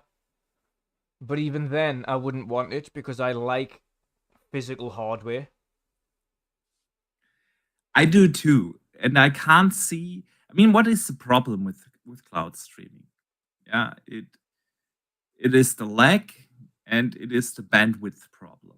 So in the future, what do I want? And also another thing with cloud streaming, specifically cloud streaming, if your network goes down, you cannot play anything. Anything. Well, you basically can't do that right now. Well, either. no, but when Xbox Live is down, you can't play anything. There is a lot of games you can still put a disc in and play. There's a lot of games you can do that. But with cloud specifically, you can't even get to that point. You can't even get to the home screen, like nothing. Well, how often is your internet really down? Yeah, Like but you have to think about it though. In a cloud only scenario, like yeah. it's not just about how often. But in a cloud only scenario, if your internet goes down, at least you've got ways or means. But if your power grid goes down, you can't play either. So I don't consider actually that to be the issue. For me, it's really about input lag, and there are simply limitations. That's physics won't be able to overcome that. And the other thing is general bandwidth issues. Yeah. My internet really barely is down ever. Like once a year, I lose internet for an hour or so. And that's about it. So I would be able to handle the internet is down. What I do have an issue with is bandwidth, varying bandwidth problems. And that is particularly nasty when you play through cloud. Yeah. And so my problem with cloud streaming really isn't a cloud streaming thing per se. It is the infrastructure surrounding it. Yeah. And especially Germany has been struggling a lot with fiber connections. Only 10% of our households have. But not just fiber us either connection. though. Like Boxy, like we're in, even our bandwidths aren't. Well, mine's great, but even still, I still have kind of bandwidth issues time again. But ours, for the most part, is significantly better than a lot of people that own consoles. There's still a significant amount of people that own consoles that have really low bandwidth and speeds. And some areas are still like super low down the pecking order with really bad internet providers, but they don't have a choice and can't move anyway and can't do anything about it. Like the only thing they can ultimately do if they wanted a better service is move to a place that has better internet. Yeah, very similar here. Yeah. So let's assume that is fixed. That And our the whole government's world is finally on get like their shit 2 gig together, fiber. and we have good internet connections and so on. What would I want cloud gaming to do? I mean, see, the one thing that cloud gaming could do that local hardware cannot is scale the computational power. Yep. So Nvidia is doing the best job at this right now, right?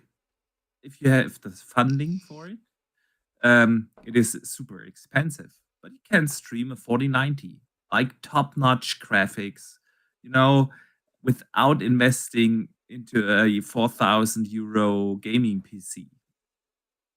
And of course, that is something intriguing, something that local hardware cannot do. So if xCloud isn't doing that, it is still at 1080p, but if you do 4K, 60 FPS, again, considering the government's put up the infrastructure for it, and then have like really high-powered rigs in the server centers, I think that is something where I would say, okay, then I would consider cloud streaming a valid option. Until then,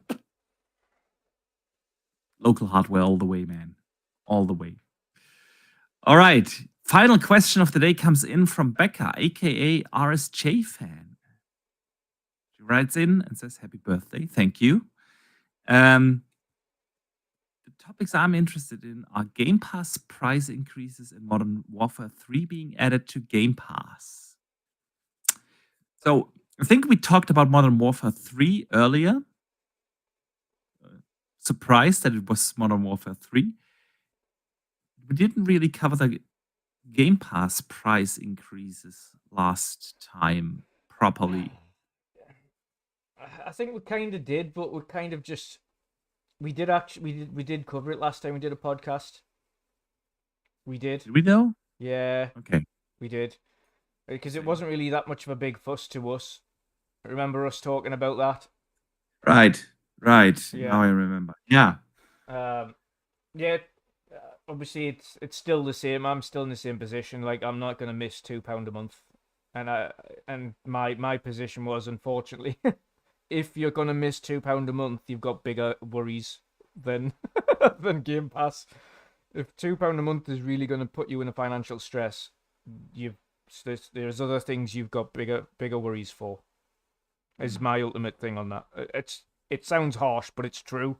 If you're gonna miss £2 or €3 or $4, whatever it is in your currency, if you're gonna miss that on a month, an entire month, you've got more serious issues to worry about.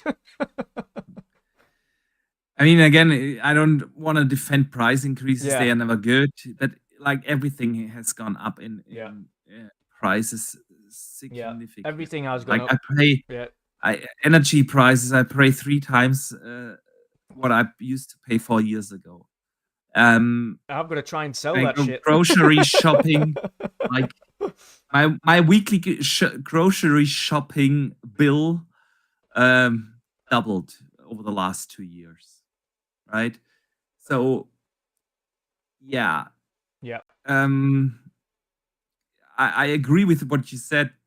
It is still, yeah, a price We increase. don't like seeing it. Not, But I don't want ultimately, to. I don't want to defend price increases. Yeah. But given the value that I get out of Game Pass, it is Yeah. still a fantastic value. And honestly, the €2 price increase, they are not affecting me at the end of the month. I've got one question here from Sin. Sin asks if Microsoft should do a street level survey asking the general public about Game Pass just to see how few folks even know it exists, let alone how it works. Yeah. I mean, I think they could do one, but that would require a marketing team. I think they are fully aware, bro. They are not that stupid, you know. Sometimes we think they are stupid, but they're really not. They know about their market penetration. They know about their brand awareness. They know about that stuff. They are fully aware about them not doing marketing properly here. Their marketing director said, hey, we just don't have the funding for it. Yep. Our competition, PlayStation, is doing it significantly better. That's known to Microsoft. It is known to them. They just don't care. Yep. So, Dutch, but with that, let's wrap this show up. It has been a blast, as always. Even with lighter news, I still, at least, always have a great time, actually, with you and, of course, with our awesome community. So let me thank you, the community, first. It's been a blast, as always. I want to say a big thank you, of course, for the birthday wishes, and I want to say a big thank you for all the super chats that came in. We truly do appreciate them. Also, a big thank you, of course, to our listeners on Spotify, Apple Podcasts, and those who listen after the fact on YouTube. If you made it this far, it is super appreciated. Dutch, let everyone know what you are working on. And yes, so I'm still working on the website slowly but surely in the background. I hope to have it launched by late August, September. I'm just slowly doing it in the background. There's just so much going on with work and things at the moment that every opportunity that I'm getting to relax and or potentially game, I'm taking that opportunity with 2 hands because I need to switch off and not just come home and work more. So yeah, it is getting worked on slowly but surely in the background. I have to obviously have content ready for it when it launches. I can't just launch an empty website. So naturally I'll have to have articles and reviews and things ready to rock and roll. It'll be games that have already been out and maybe some games that will have only just released when it comes out. So that's getting worked on. Other than that, I was going to get back to streaming last week, but we ended up having several days of really warm weather, so it was just unbearable being in this room to try and stream. So that got knocked on the head. I was like, nope, I Yeah. can't even sit there and game I offline, feel you, man. let alone game online and stream at the same time. So I thought, nope, nope, that's getting. I just sat in the living room and tried to keep cool. So yeah. Other than that, I'm gonna try and stream. If I'm not streaming, then it'll just be back on this podcast next week as always. Regular day next week, I think. Yes. Regular day next week. Absolutely. Absolutely. All right. So, again, a big thank you to this awesome community. A big thank you to all the channel members that do support us. And, of course, a big thank you again for all the birthday wishes. We will be back next week. Enjoy your weekend, play some games, and don't forget to game on.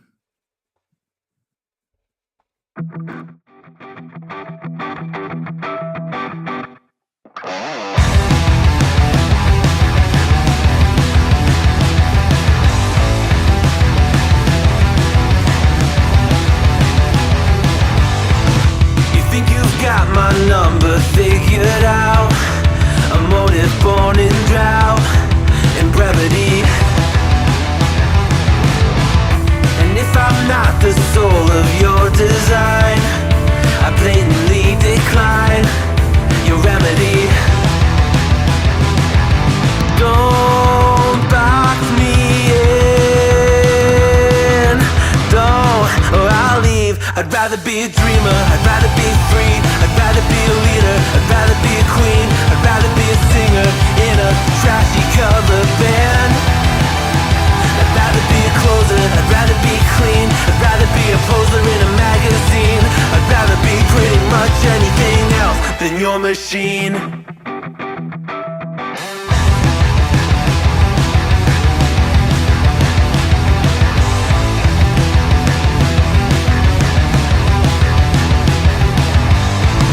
I wasn't always just a single shade, a palette full of gray in reverie. And I can burn it brighter than the sun. I have a golden gun inside of me. Don't box me in, don't, or I'll leave. I'd rather be a dreamer, I'd rather be free, I'd rather be a leader, I'd rather be a queen, I'd rather be a singer in a trashy cover band. I'd rather be a closer, I'd rather be clean, I'd rather be a poser in a magazine, I'd rather be pretty much anything else. And if I fall behind, ignoring all the signs, and if I lose the fight, I still rage against the night.